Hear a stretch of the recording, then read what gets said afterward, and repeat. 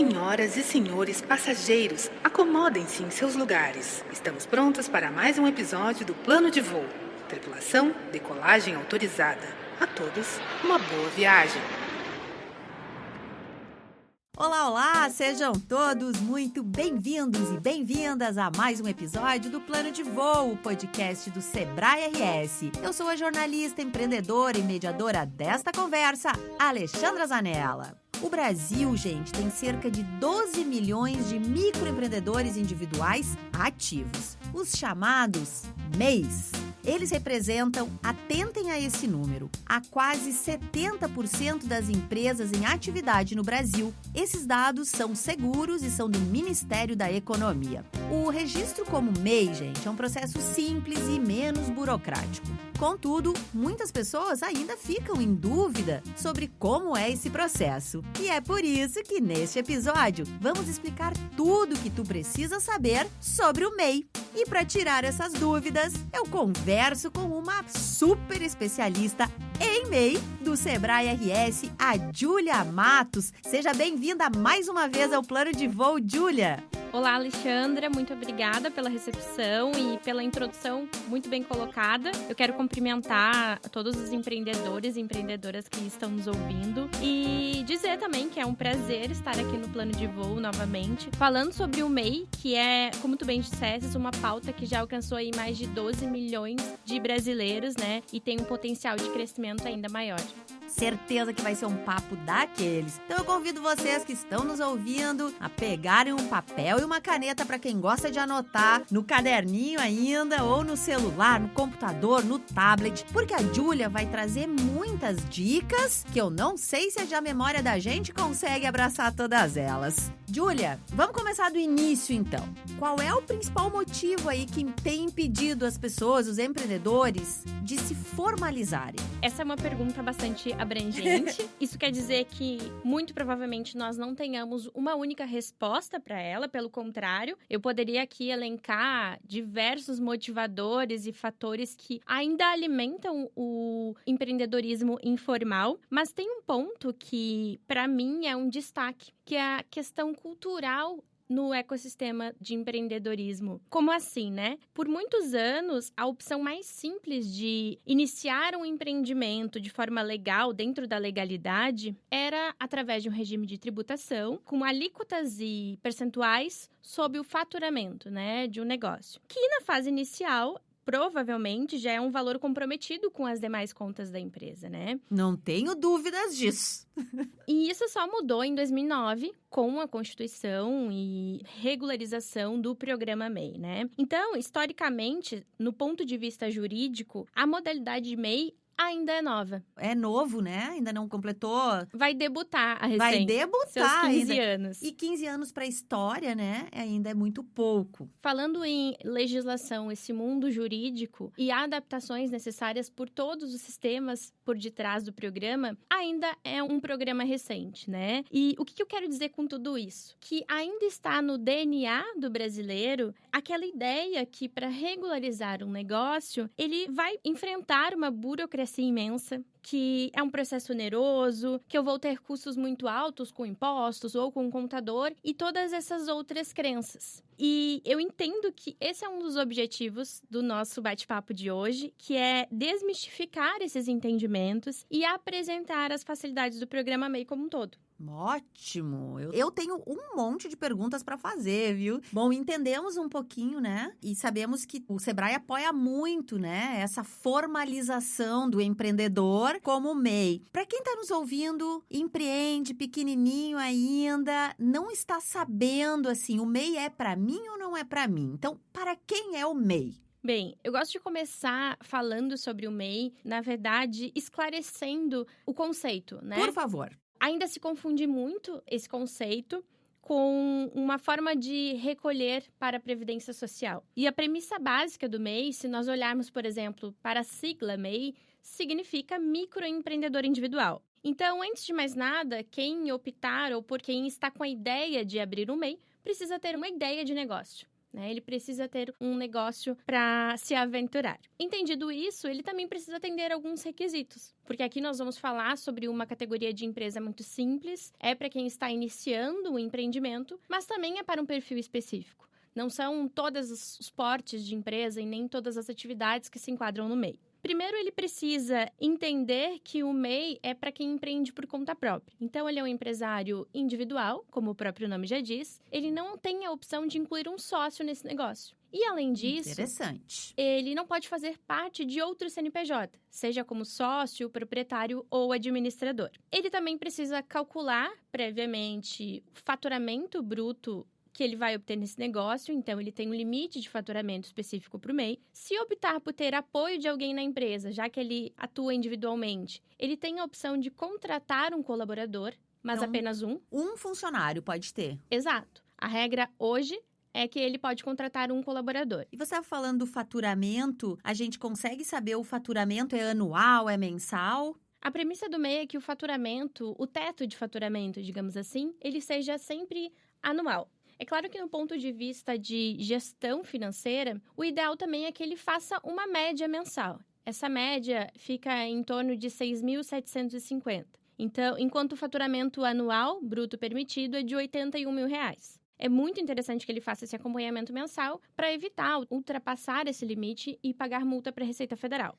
Isso que eu ia perguntar. E se acontecer, teve um mês que eu vendi mais aí do que eu estava esperando e rompi no ano meus 81 mil. Tem uma multa para a Receita? Como é que funciona? E ele muda de sistema? Sim, por isso a indicação de controlar os valores mensalmente. Acontece muito e já aconteceu de donos de empresas MEIs chegarem no Sebrae já desesperados, né, com o faturamento em excesso. E no momento que ele ultrapassa R$1 dos 81 mil ano bruto, ele já pode efetuar, ou melhor, solicitar um processo chamado migração. Então, é um desenquadramento do sistema tributário do MEI para entrada num porte de microempresa através do Simples Nacional. Esse procedimento é legal, é regulamentado pelo Simples Nacional desde a constituição da categoria MEI, e se ele fizer isso no momento seguinte ao limite excedido, ele já diminui drasticamente a multa, porque é sobre o valor excedido, né? Como são o pagamento dos impostos para o MEI? A gente sabe, né, que um CNPJ, que a gente está mais acostumado aí há muitos e muitos anos, né, pode estar enquadrado no Simples, né, depende de várias coisas. O MEI também tem essa classificação ou não? Você paga uma taxa mensal? Bem, esse também é um tema muito debatido, né? Muito! Dentro do universo do MEI. E ainda, especialmente nos 2 últimos anos, que foi quando a Receita Federal, junto com a Procuradoria da Fazenda, passaram a acompanhar mais de perto, digamos assim, os índices de inadimplência destes pagamentos. Mas antes de falar disso, é interessante lembrar o que é esse pagamento mensal e como que o MEI tem a sua obrigação de recolher impostos, né? Esse pagamento, então, primeiro, para explicar que todos os donos de empresas MEIs com CNPJs ativos no Brasil têm como obrigação, ou seja, não é um pagamento facultativo. Tem que fazer. Exato. É um pagamento obrigatório, né? Então, a cada dia 20, ele paga um boleto chamado DAS. Esse DAS, ele é arrecadado pela Receita Federal, mas é distribuído para 2 outros órgãos, que é a Previdência Social e a Secretaria da Fazenda. Então, fazendo o pagamento desse valor, desse DAS, que é um valor fixo mensal, o MEI já tem direito de emitir notas fiscais, porque ele já contribui mensalmente para a Secretaria da Fazenda, que é o órgão responsável pela emissão de notas fiscais, e ele também já garante seus direitos de acessar benefícios previdenciários, como auxílio-doença, aposentadoria, salário-maternidade, entre outros. Interessante isso. Vamos conversar um pouquinho, ainda dentro das obrigatoriedades. Se eu contrato um fornecedor MEI, ele precisa emitir uma nota fiscal, certo? Perfeito. Um dos motivadores, né? Com a chegada da categoria MEI, da constituição do programa MEI, esse movimento permitiu que aqueles empreendedores que já atuavam informalmente passassem a se tornar, de uma certa forma, mais competitivos. Porque um dos grandes benefícios ao se formalizar como MEI é garantir essa possibilidade de fechar contratos maiores. Contratos com pessoas jurídicas, atender pessoas jurídicas que exigem a emissão de uma nota fiscal. O que não é uma realidade de quem empreende informalmente e não tem o CNPJ. Sim, isso é um problema que se torna um problema econômico para o Estado, né? Porque o Estado também deixa de receber essa parcela do imposto por você ser MEI. Quem opta pelo MEI? O que tem de benefícios? Que uma das principais dúvidas é isso, né? Sem dúvidas. Eu vou conta para minha aposentadoria? E se eu ficar doente, eu posso acionar o INSS a partir disso? Sabe, Alexandra, uma das perguntas que a gente mais recebe no balcão de atendimento do Sebrae é justamente essa. É mesmo? Quais são as vantagens? Ou melhor, o que eu ganho abrindo o MEI ou continuando na minha condição atual, né? Até aqui a gente acabou já citando algumas das facilidades, mas falando no processo de desburocratização como um todo, que é um dos principais objetivos com a criação do programa MEI, eu preciso, e aí no ponto de vista do governo federal, é necessário garantir essa desburocratização desde o início até o fechamento da empresa, né? Que perdure por todo o tempo ou até a migração, como nós conversamos aqui. Que é o que queremos, né? Tomara que aumente, dobre o faturamento ano a ano, triplique. Então, enquanto o cidadão ele estiver enquadrado como MEI, né? Enquanto o status do CNPJ for uma empresa MEI, ele vai contar com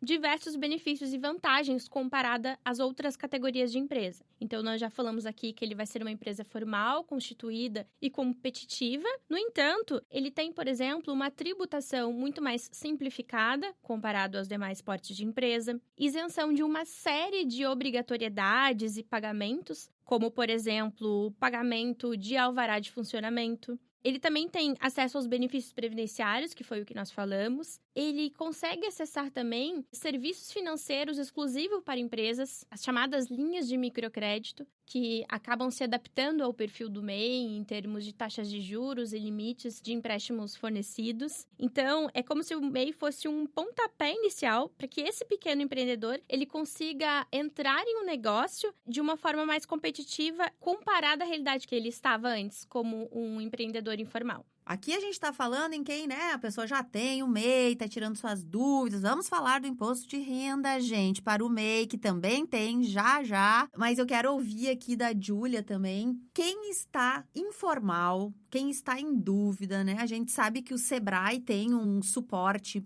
super importante que nos ajuda a fazer essa formalização toda, né, Júlia? E é rápido.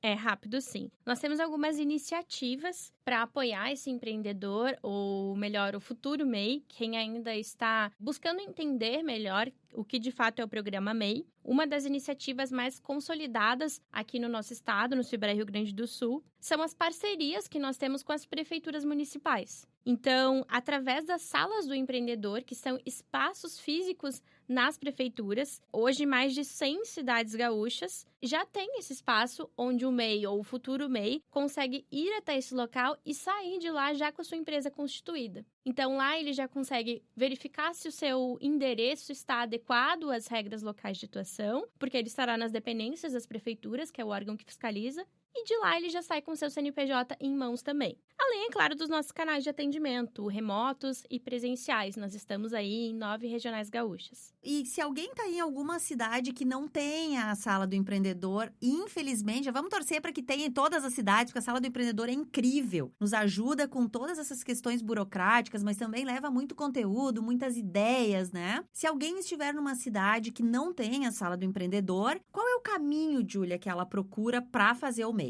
Bem, se a ideia for entender melhor, que é sempre o mais indicado no ponto de vista de planejamento e gestão de negócio, é muito importante que procure o Sebrae.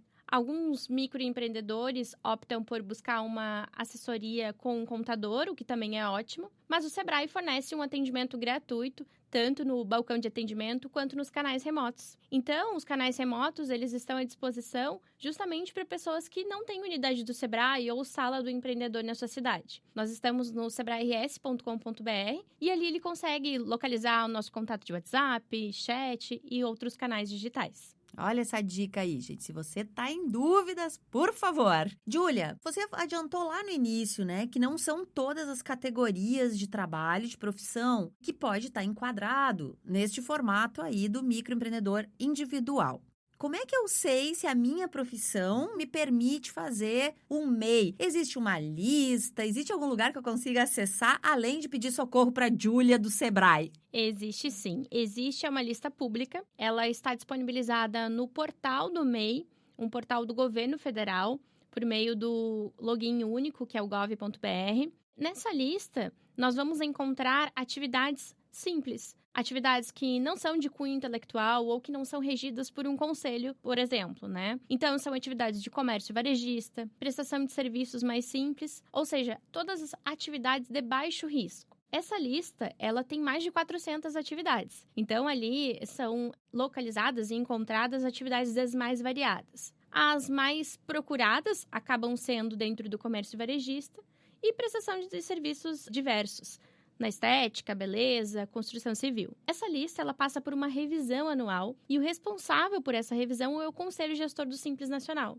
Eu abro esse parênteses para já deixar, todo mundo por dentro disso, porque é algo que aparece muito, Na medida que o cenário econômico e o contexto que nós estamos inserido, ele vai mudando, essa lista ela também precisa de adequações. Agora me veio na lembrança um caso que nós atendemos uma influenciadora digital procurando se registrar como MEI. E nós acabamos nos deparando, isso já tem mais ou menos um ano, com uma falta de descrição de uma atividade econômica nesse formato. Então, quis fazer esse lembrete para que o próprio empreendedor, seja ele MEI ou um futuro MEI, possa levar como sugestão ou como um pedido de revisão dessa lista pelos canais públicos da ouvidoria do portal do MEI. É porque a gente está vivendo num mundo tão acelerado, Júlia, que novas profissões e novas demandas surgem a todo momento. Então, eu acho que essa revisão desta lista, ela se faz muito necessária, Sendo anual. Perfeito. É exata essa a ótica e a intenção com a revisão anual.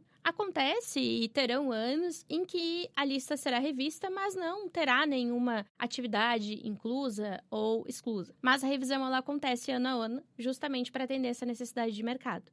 E essa taxa que a gente paga mensalmente, que vem o temido boleto, é uma taxa fixa para todo mundo? Ela tem variação de preço? É pelo valor de nota fiscal que eu emiti no mês? Bem, aqui entra um dos pontos que eu comentei também sobre as vantagens que o MEI tem comparada aos demais portes de empresa. Então, hoje, a categoria MEI, ela é a única que tem um regime de tributação fixa, que não olha para o faturamento. Então, o MEI ele tem uma alíquota mensal fixa, que ela é alterada apenas uma vez por ano, porque ela acompanha o salário mínimo nacional. Então, o MEI paga sempre 5% sobre o salário mínimo, mais um valor simbólico, que é sobre a atividade que ele exerce. Então, apenas no mês de janeiro de cada ano, esse valor sobe, acompanhando o salário mínimo nacional, e durante os 12 meses do ano, ele vai pagar o mesmo valor. Para 2023, o valor máximo que o MEI contribui é R$ 71,10. Então, um empreendedor que formalizar o negócio hoje, por exemplo, vai pagar esses R$ 71,10 até o mês de dezembro deste ano. Bom, estamos em tempo. Tem alguma regra para abrir MEI? O que tem que levar de documentação? Você já falou lá no início, Primeiro tem que ter um negócio, tem que estar com alguma coisa estruturada. Existe uma documentação específica? Demora para sair o seu MEI? Ou é algo bem agilizado? Bom, nós já falamos aqui sobre os requisitos. Além de precisar ter uma ideia de negócio em mente e definida a atividade a ser exercida, ele precisa atender os requisitos exigidos da categoria. E tem um ponto especial que eu quero chamar a atenção, que é para os casos de estrangeiros. Pessoas vindo trabalhar no Brasil, mas que têm outras nacionalidades. Essas pessoas precisam estar regularizadas com a Polícia Federal para conseguirem empreender. Então, é mais uma opção, é mais um perfil que o programa MEI abraça. E atendendo toda essa regularização, o primeiro passo é validar com a Prefeitura Municipal se aquele endereço que eu pretendo ter como um endereço comercial é válido. E falando em endereço comercial, eu posso ter um ponto de referência em caso de prestação de serviços ou um endereço fixo. Isso eu acho que é importante a gente explicar, Júlia? Porque vamos pegar o caso da influenciadora que você trouxe aqui, já que é um desafio, Foi um desafio. Um influenciador, uma influenciadora, ela não necessariamente vai ter um endereço físico com a porta aberta para atender como acontece no varejo, Perfeito. Diferentemente de uma loja em que vai receber pessoas e precisa ter toda uma estrutura de acordo com o plano diretor da prefeitura local, um influenciador digital precisa incluir no cadastro da sua empresa o endereço como um ponto de referência comercial. Mas como isso é uma regra e, na verdade, são normativas municipais que variam de uma cidade para outra, inclusive cidades vizinhas podem se posicionar diferentemente, o melhor, o ideal é que o MEI vá até a prefeitura e esse é um passo anterior à formalização, para que ele evite qualquer complicação futura. E estando tudo certo com o seu endereço, fazendo todas as adequações necessárias, o passo seguinte ele é ainda mais simples. Pela internet, então o registro ele é fácil, rápido e totalmente gratuito, lá pelo portal do governo, que é o gov.br. Então, para abrir um MEI, para ter o meu número, eu não tenho custo nenhum.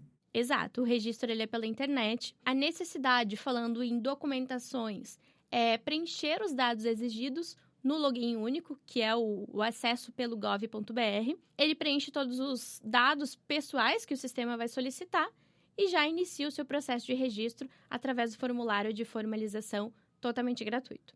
E se o empreendedor ou empreendedora, o que é bem normal, estiver com o nome sujo, tem problema para abrir? E uma segunda pergunta também para ti, nessa linha. Se a pessoa está com problemas no seu imposto de renda, vai ter dificuldade para abrir o MEI? Pode ocorrer, sim. Essa também é outro recorde de perguntas nos... Tô acertando, então, hoje. Sim, no balcão de atendimento do Sebrae, nós recebemos muitos questionamentos quanto às restrições cadastrais no CPF, o que é algo muito comum, já que MEI significa microempreendedor individual. Nós estamos falando de uma empresa com responsabilidade não limitada, então, sim, pode ocorrer esse vínculo nas restrições. O sistema, da qual formaliza novos CNPJs MEIs, ele não barra, ele não impede que um CPF com restrição constitua uma nova empresa. No entanto, na prática, esse empreendedor possivelmente ou provavelmente terá impasses quando tentar acessar o mercado financeiro, porque os sistemas bancários eles são integrados. E falando de uma empresa individual, é muito provável que um banco, ao analisar uma linha de crédito, por exemplo, consulte o CPF do MEI. Então, são essas reflexões. Talvez não seja tão vantajoso nesse momento ter um CNPJ e tudo isso precisa ser avaliado lá no planejamento da empresa, uma etapa anterior à constituição do CNPJ. E lembrando que se você tiver qualquer dúvida, entre em contato com o Sebrae. A Júlia e o time dela estão prontos para atender e tirar todas essas dúvidas, né, Júlia? Que é normal, né? Vamos conversar um pouquinho sobre conceitualmente aí. É normal o empreendedor ou empreendedora ter dúvidas sobre o sistema, né? Não precisa ficar com vergonha. Sem dúvida. Aqui nós estamos pincelando algumas informações. Por detrás de cada artigo da legislação que constitui a categoria MEI, tem toda uma interpretação. E é esse o papel do Sebrae na sociedade. Eu brinco dizendo que nós somos o melhor amigo do MEI, né? Porque lá na legislação que constitui o programa MEI, há um artigo que o isenta de serviços contábeis. Então, além de ter todas aquelas vantagens, ele tem um grande diferencial comparado com as outras empresas, que é não ter o contador à sua disposição. Então, o Sebrae está à disposição para isso, para interpretar e apoiá-lo na legislação como um todo. E já que eu chamei o assunto de imposto de renda do leão, esse aqui, estamos no início do ano, é um momento tenso, né, para os empreendedores e empreendedoras também. Como é que fica a declaração do imposto de renda? Tem que acertar as contas com o leão também? Bom, primeiro, é bem importante a gente esclarecer aqui que a declaração do imposto de renda de pessoa física, ela é diferente da declaração anual do MEI, da declaração de faturamento. A declaração anual de faturamento, a famosa DAS-N, é um relatório que deve ser enviado de forma obrigatória por todos os CNPJs MEIs ativos uma vez ao ano. Já o imposto de renda de pessoa física, ele é atribuído ao rendimento do titular da empresa, porque, como o próprio nome diz, é uma declaração de rendimento de pessoa física. Então, a necessidade de entrega, no caso do imposto de renda, vai depender do valor do lucro do negócio, ou seja, pro labore do dono da empresa. Então, aqui, ele precisa observar o valor de lucro para decidir se ele precisa ou não declarar o imposto de renda no início de cada ano. Então, retomando, a declaração anual do MEI é obrigatória para quem faturou qualquer valor, 0 até 81 mil. Já o imposto de renda pessoa física, não. Ele precisa observar o lucro do negócio. E para crescer, né, no mundo do empreendedorismo, o MEI ajuda muito. Então, é importante estarmos com tudo organizado. Gente, atualmente está em trâmite um projeto de lei complementar, né, que atualiza aí o teto de faturamento. Falamos que no momento 81 mil, que é exigido para você ser MEI. A previsão é de que o limite de faturamento passe de 81 mil, como falamos, para 144 mil reais anuais. Além do aumento do limite de faturamento, esse PL, o projeto de lei, ele pretende possibilitar a contratação de até 2 funcionários. A Júlia já trouxe aqui, nesse formato que temos consolidado hoje, que está validado. Você pode contratar um colaborador. Então, esse projeto aí quer ampliar para 2. Eu queria te ouvir, Júlia, tu que trabalha muito com isso, conhece muito desse modelo de empreendedor e empreendedora. O que tu acha desse projeto aí?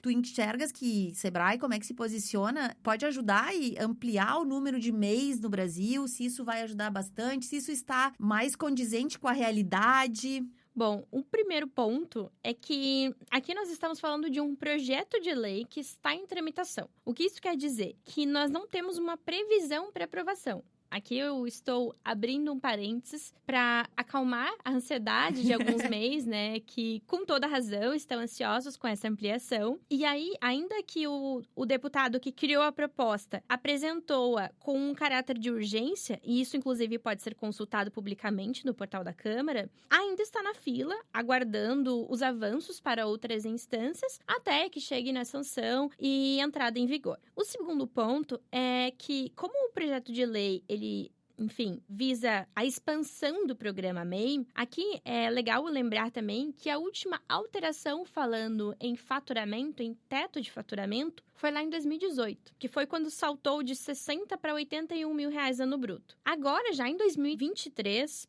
mais de 5 anos, e principalmente considerando os recordes inflacionários, sem dúvida, essa aprovação ela é mais do que apenas um ganho, ela é uma necessidade. Essa expansão no teto de faturamento. Então, hoje, para se ter uma ideia, a média mensal permitida ao MEI de faturamento bruto, ela é de R$ 6.750. E esse ainda é o valor bruto. O MEI desconta desses 6 mil todos os custos que ele tem para atuar. Então, à medida que o limite praticamente dobra, saindo dos 81 mil para 144 mil, também aumentam as entradas de empreendedores, que são pessoas que hoje não se encaixam nesse teto, né? Que está extremamente defasado. Muito bem, importante, né? O índice inflacionário, todos os índices que regulam praticamente a nossa vida, que estejam atualizados para esse formato, que é super importante para não perder, de novo, que você trouxe essa palavra no início, competitividade. Perfeito. O programa MEI, ele tem se mostrado, né? Nós começamos falando dos números aqui de registro e ele tem se mostrado cada vez mais com potencial de crescimento. E na medida que os números aumentam, os olhos, digamos assim, do governo federal e de todos os órgãos parceiros,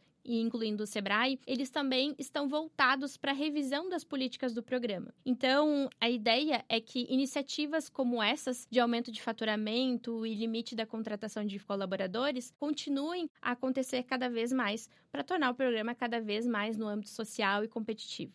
Júlia, tu acha que o MEI foi um programa bem legal que chegou? Eu acho sim, os números falam por si só, né? Os índices de aumento na escolha desse regime tributário, especialmente falando em um cenário pandêmico que nós iniciamos ali em 2020, os números eles saltaram, né? Enquanto, infelizmente, o índice de desemprego ele aumentou em 2020, nós notamos como Sebrae um caminho oposto, né? O brasileiro empreendendo e tendo uma possibilidade de empreender formalmente, pagando pouco, que é o grande objetivo do MEI. E tendo seus direitos. Exato. Que aula, hein, Júlia? Eu adorei, porque eu tinha várias dúvidas sobre o MEI e às vezes meio nebuloso mesmo. Eu fiquei muito feliz, acho que se eu ligasse lá e você me atendesse pelo Sebrae, eu ia sair muito satisfeita e ia te dar 10 do atendimento. Júlia, muito obrigada pela participação. Super importante, né? Essas informações para os nossos empreendedores e empreendedoras que nos escutam aqui no Plano de Voo. E reforçando que qualquer dúvida que você tiver, por favor, entre em contato com o time da Júlia, Sebrae RS. No site do Sebrae RS você encontra todos os seus contatos. Tem WhatsApp, tem telefone, tem chat, pelas redes sociais também. E lembrando que o Sebrae mantém muita produção de conteúdo disponível que nos ajuda ajuda nesses momentos que a gente precisa ampliar os nossos conhecimentos. Júlia, muito obrigada pelo teu tempo e por essa aula sobre o MEI.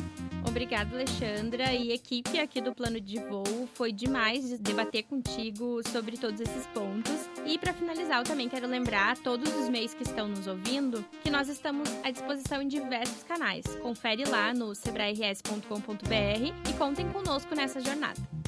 E aquele obrigada especial para você que embarcou com a gente nessa aventura mais uma vez. Lembre-se de escutar os outros episódios, inclusive este outro episódio gravado com a Júlia no Spotify. Basta procurar no Spotify por Plano de Voo e também nas plataformas do Sebrae RS. Nos acompanhe nas redes sociais, acesse sebrae-rs.com.br. O episódio de hoje contou com gestão e planejamento de Louise Pinheiro, do Sebrae RS, pesquisa e roteiro de Raquel Carvalho, técnica e edição de Felipe Vilela e a coordenação editorial de Dandara Flores, da Padrinho Conteúdo. Eu sou Alexandra Zanella, um abraço carinhoso e até a próxima semana.